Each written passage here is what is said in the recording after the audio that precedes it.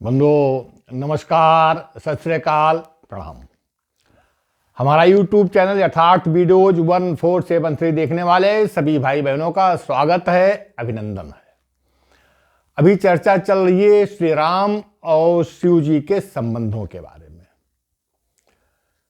कई प्रसंग ऐसे आते हैं और कहीं कहीं पर ऐसे देख कर लगता है कि श्री राम और शिव जी जगत के कल्याण के लिए तो अलग अलग लगते हों, लेकिन वास्तव में दोनों एक ही हैं, कुछ अंतर नहीं है। शंकर जी का सबसे प्रिय काम राम जी का भजन करना, उनका दर्शन करना, उनका कीर्तन करना, उनका कथा सुनना और सुनाना।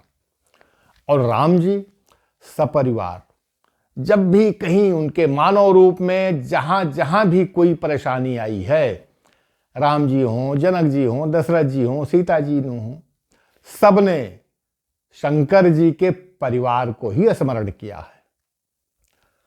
इन दोनों के बीच इतना सामंजस्य है, इतना अगाध प्रेम है, इतना समर्पण है कि एक दूसरे से अलग किया ही नहीं जा सकता है। धनुष यज्ञ का प्रसंग देखिए, वहां पर रावण, बाणासुर और देश देश के सारे बलधारी योद्धा आए हुए थे। सबने कोशिश करी, लेकिन रावण और बाणासुर ने बाण को छुआ तक नहीं था। अब ये परिस्थिति देखकर सीता जी मन में व्याकुल हो जाती हैं।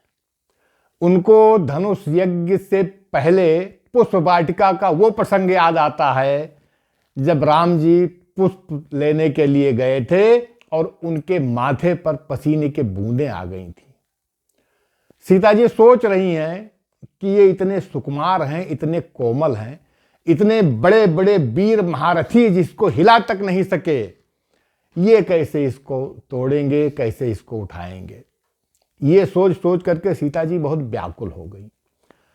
अब एक मानव स्वभाव है, जब मनुष्य व्याकुल होता है तो किसकी शरण में जाता है? भगवान की शरण में जाता है। सीता जी के लिए भगवान आराध्य कौन है? शंकर जी हैं। सीता जी सोच रही हैं कि राम जी जैसे मंदराचल पर्वत को हंस का एक बच्चा कैसे उठा पाएगा, तो राम जी उस हंस के बाद के बच्चे के जैसे हैं, इतने भारी धनुष को कैसे उठाएंगे।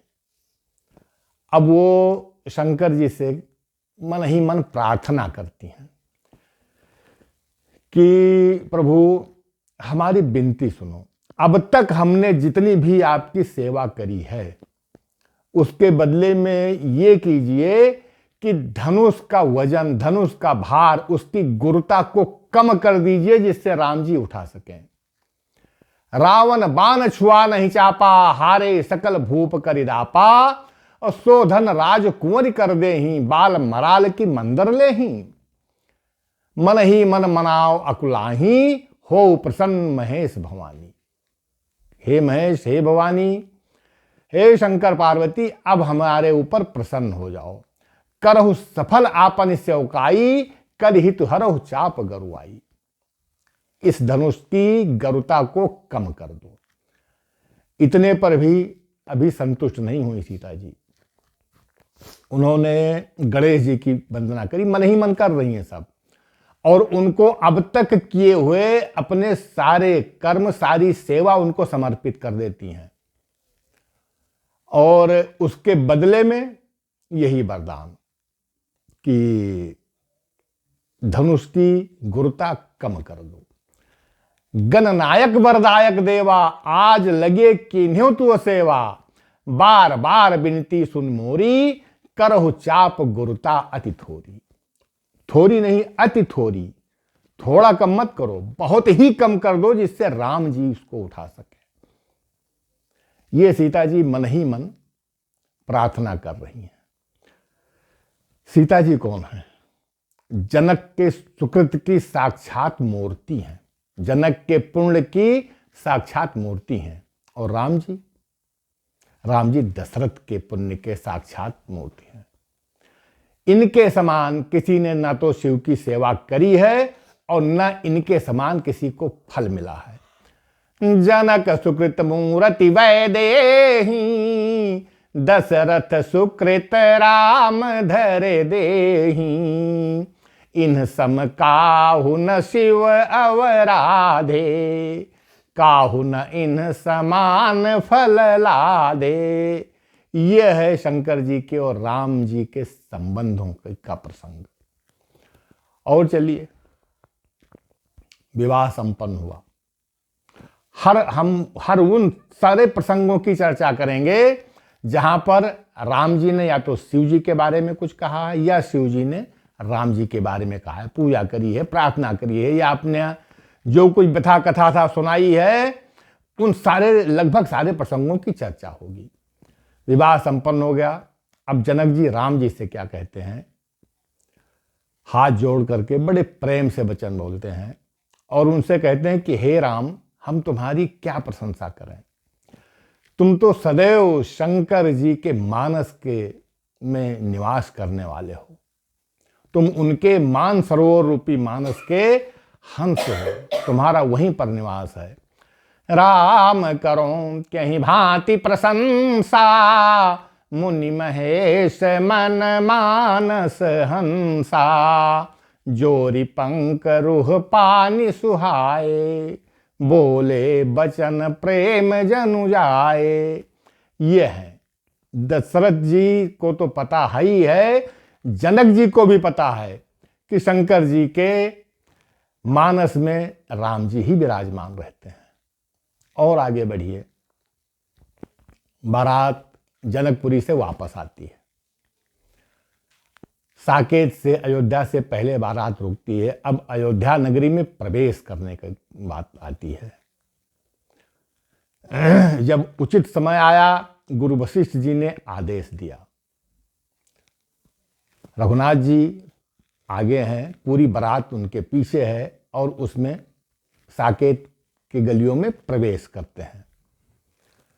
राजा जी, राजा जनक, वो प्रवेश करने से पहले शंभु और पार्वती जी की दोनों को स्मरण करते हैं। उनका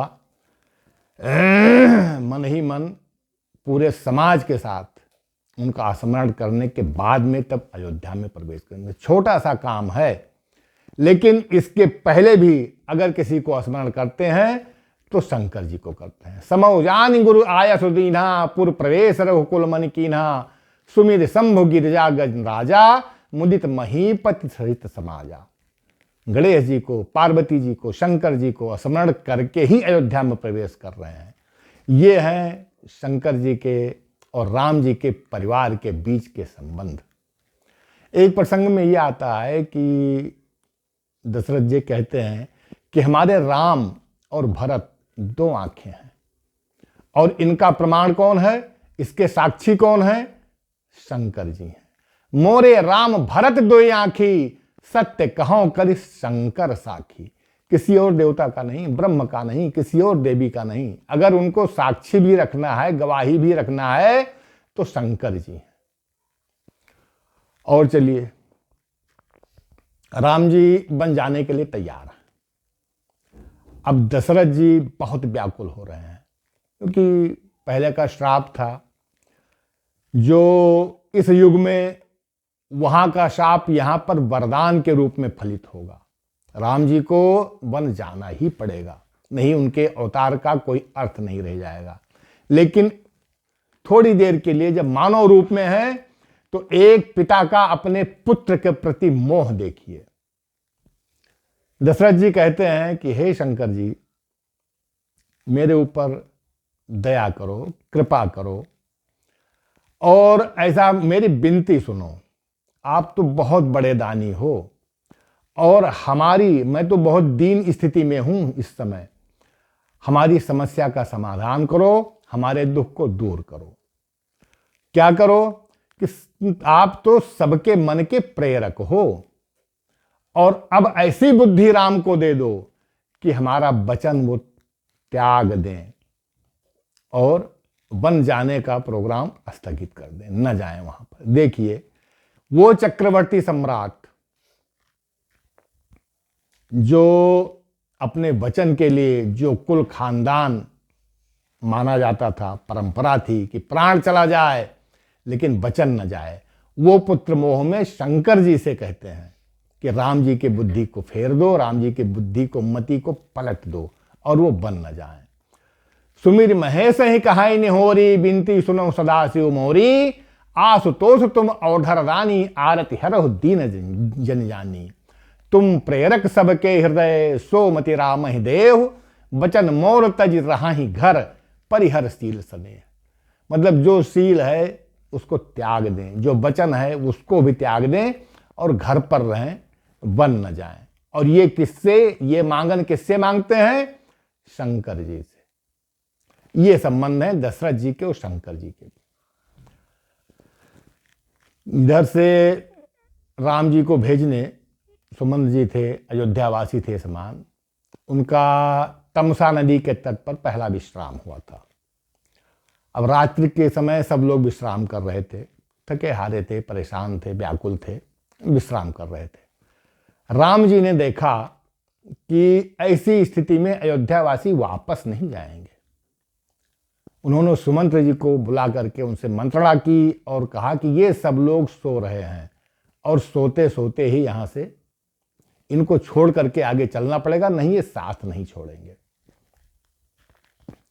और वहां पर भी जब राम जी रथ में सवार होकर के आगे बढ़ते हैं तो सबसे पहले स्मरण किसका करते हैं? शंकर जी का।